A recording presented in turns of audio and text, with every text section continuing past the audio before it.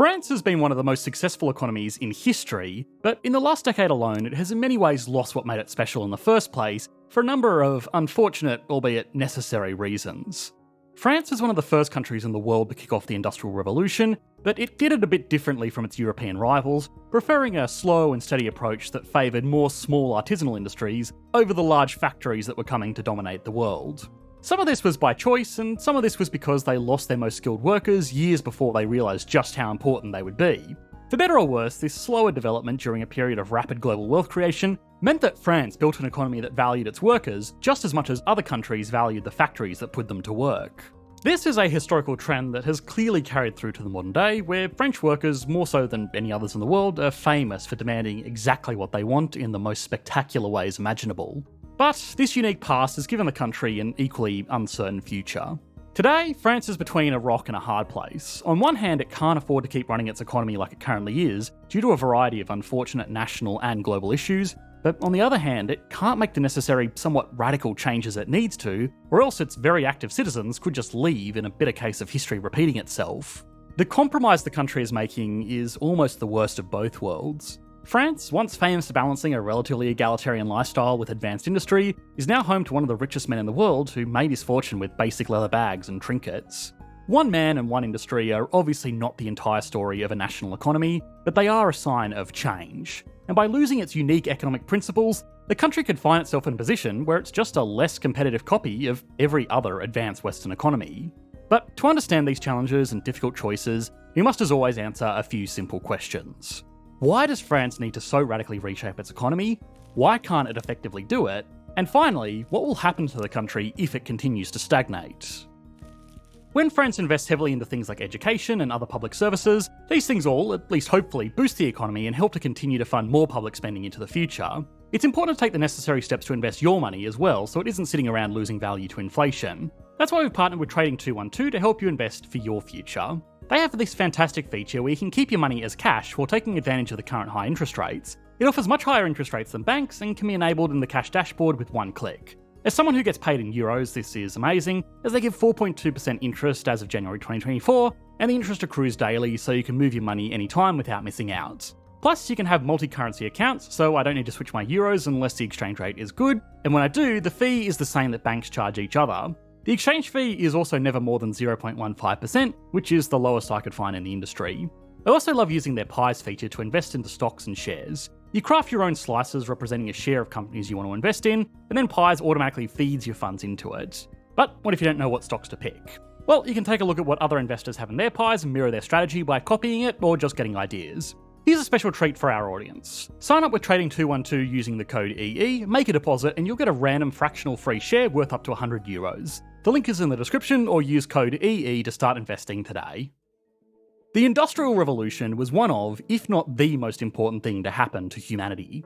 Over the course of just a few centuries, the blink of an eye by historical standards, the development of machinery and technology that could increase how much stuff a single worker could produce took societies around the world from being primarily peasant farmers to rich, comfortable consumers.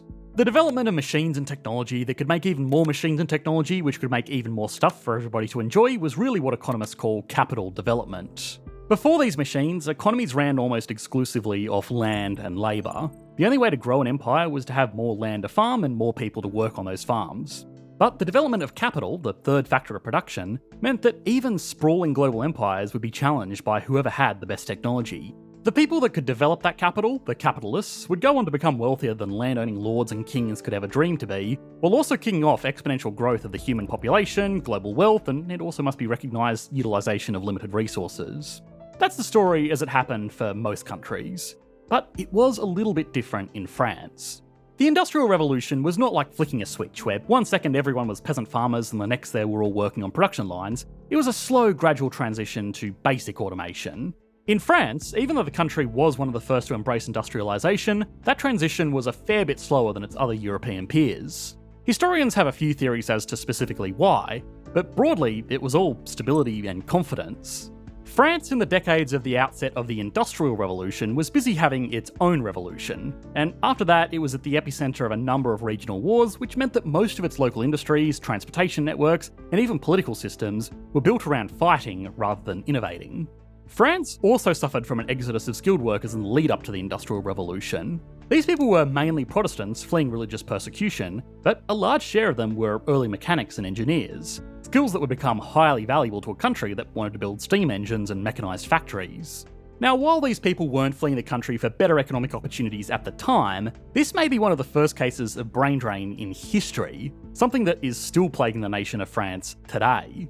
The history is fascinating, but the economic outcome was that while other countries in Europe were starting to form the shape of modern economies with large corporations dictating huge industrial empires, France's economy remained largely dominated by lots of small artisanal industries. The result of this was that while human labour in other industrial economies was often thrown into the literal meat grinder of early industry, France's workers maintained a lot more power over their employers because there were far more, much smaller companies driving industry. If only one company dominates an industry, that's called a monopoly, and typically in economics this isn't seen as an ideal situation because that company can raise its prices and lower standards and there isn't anything that can be done about it because there is no other option. The alternatives to a monopoly are a duopoly, where two companies dominate an industry, an oligopoly, where only a handful of companies dominate an industry, all the way down to perfect competition, where almost limitless companies are all competing amongst one another. Now, typically when assessing the problems with oligopolies or monopolies, most people, even most economists, will focus on the issues that limited competition can cause for consumers. If only one company makes computers, then whatever they charge for that computer is what the consumer will need to pay if they want to buy it, and that company would have no incentive to spend money on R&D to make a better computer because customers have no other option. Now, this is a problem, but an even larger problem is what it does to workers. If people have to spend a little bit more on a subpar computer, that's not as bad as someone who is trained in building computers only having one potential employer. If one company dominates an entire industry, they can push down the wages of their workers because there is nowhere else for them to go. Again, the exact opposite of this is perfect competition with lots of small firms that are competing with one another for customers and workers, which is a situation that France found itself in during the Industrial Revolution. The French economy developed slower than other European powers with highly focused industrial centres, but it built the foundation of a more egalitarian culture that has served the country quite well through to today. The trade-off has been that French industry has always been slightly less productive than countries like Germany, the UK, and especially the USA, which means that even though France is a highly industrialised advanced economy, wages have always been slightly lower. This was especially true in the post-war period, where French workers, and most European workers for that matter, actually worked longer hours than workers in the USA, while still producing less overall. Obviously, today that is no longer the case, and France has again sacrificed absolute economic output for a more balanced lifestyle. But with more of a focus on good working conditions, strong worker protections, and secure retirements, it was a trade-off that most French workers were pretty happy with. In fact, for most of the country's modern history following rebuilding efforts after the Second World War, any attempt to challenge those working conditions and protections was met with, well, let's just say the kind of resistance that would have served them well in 1940. This all led to the formation of another vitally important element of the French economy as it exists today: the strong hand of the government. France has had a capitalist economy for the better part of 2 centuries now, but in that time it's reined in the influence of the free market in certain sectors with a strong involvement of the government in certain industries. Lots of small companies may have been great for workers, but there are benefits to having some big organisations in an economy as well, because they can simply operate at scales and in industries that small companies cannot. France after the Second World War realised this weakness, and the government took an active hand in rectifying the situation by basically saying, if large operations don't exist, we'll make them ourselves. This was an economic policy that went on to be known as dirigisme. Sorry to any French speakers for butchering that pronunciation. Anyway, this roughly translates to direction, as in the government directs the economy through the formation of industries that it thinks are important, but still welcomes private industry to grow alongside it or even outcompete government operations if that becomes possible. The government created state enterprises like national banks, national high-speed rail services, Air France, and even Minitel, which was basically the internet before the internet. In simple terms, this was really a compromise between the two major competing ideologies in the world at the time: communism, where the state owned all industry, and pure market capitalism, where the only role of the state in the economy was to regulate competitive private industry. By creating state enterprises within a free market, France tried to get the best of both worlds. The existence of these companies was funded by the government not only because they could be genuinely good investments, but because it was deemed important that the country have these services provided by an organisation that could deliver them at appropriate scale. Despite the benefits that having lots of small companies competing with each other has for workers and consumers, a service provider like an airline wouldn't be able to operate effectively with just 10 employees. To provide a comprehensive network of routes and all the infrastructure that goes with it, it needs thousands of workers and billions of dollars in investment, which was provided by the government. Now, from a purely macroeconomic perspective, there's nothing particularly special about a government. In a way, it can be thought of as just another monopoly that provides certain goods and services, just with a small difference. When a private company is deciding what to produce and how to produce it, it's going to look at what it can sell, and if it can produce that thing in such a way that the sale price is greater than the cost to produce the good or service, then it will do it. Governments also exist to provide goods and services to participants in an economy, but they have a different motivation. They don't have to worry about the specific demand for a good or service because they don't make their money by selling it. They make their money by just taxing people. This is a very effective way to provide goods and services that are not easily transactable. Something like national defence, emergency services, and even a functioning legal system all take resources to provide, but it would be difficult to get an individual person to pay for them voluntarily because they are only effective collectively. Now, some fringe economists will argue that all of these services can be provided by the private sector, but realistically, a government structure that doesn't have to worry about direct profits from these goods is a much more effective way to provide something like a police force. The sales and marketing department of a government is their taxation office and a set of handcuffs for anybody who doesn't want to pay their subscription to society. And it's very effective at providing certain goods. Now, on the other hand, there are certain goods and services that are more efficiently provided by the private sector through a free and competitive marketplace. Things like national airlines, national banks, and national manufacturers can run into problems of inefficiency because they dominate their markets, and even if private industries are technically allowed to compete with them, it can be difficult to break into a market where their competitor has the financial backing of an entire country. These state enterprises also tend to behave slightly differently in how they produce their goods and services. While a regular private company will try to reduce costs as much as possible in order to maximise profits, state enterprises are often given other objectives as well that may not be the most efficient use of their resources, but instead do some public good.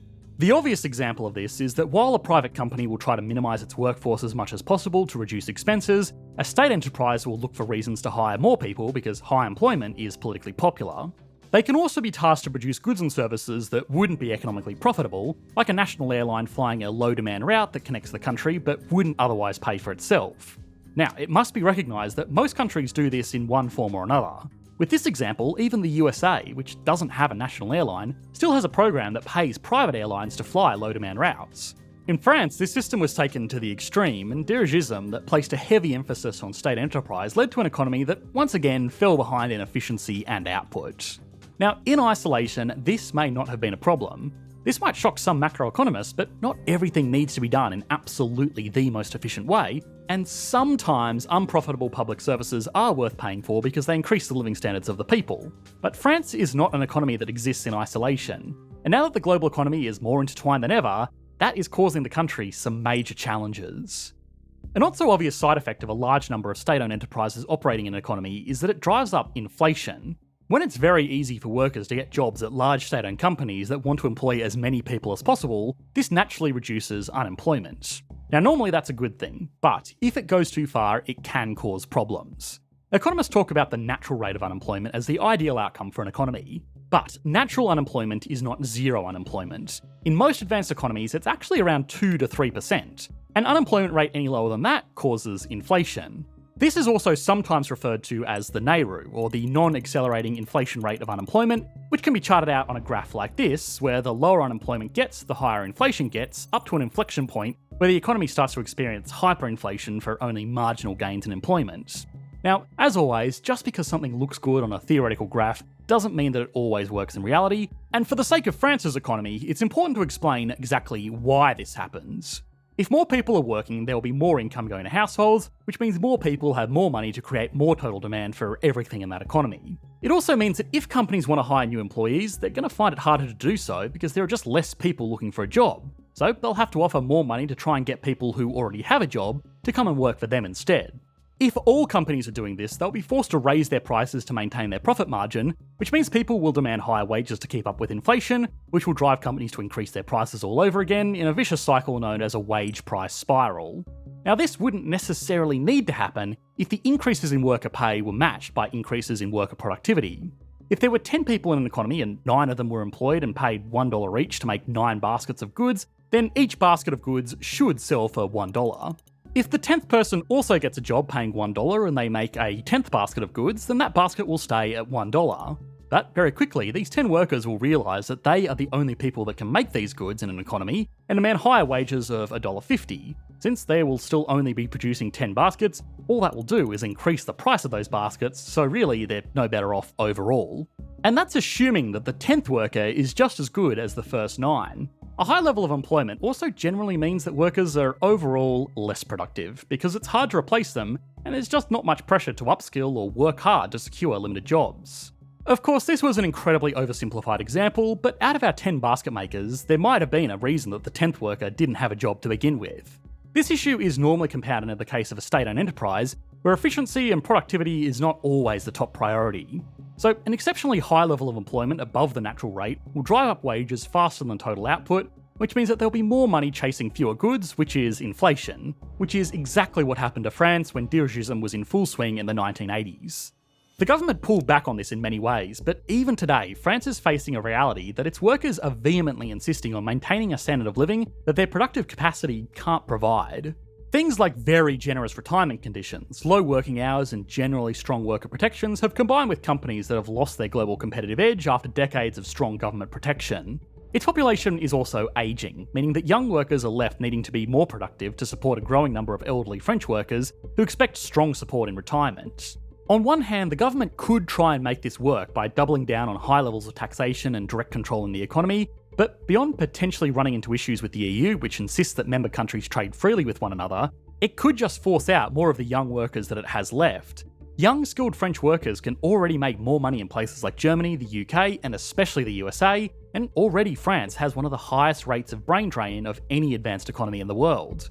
If they raise taxes to keep the system of strong protections and strong benefits, more people are going to leave. Likewise, if they remove those systems and introduce a more competitive dynamic to their economy, then beyond just annoying economic participants who were promised they could retire at 55 on a healthy pension, it's going to give workers even less reason to stick around because their wages would fall and their working conditions would be worse.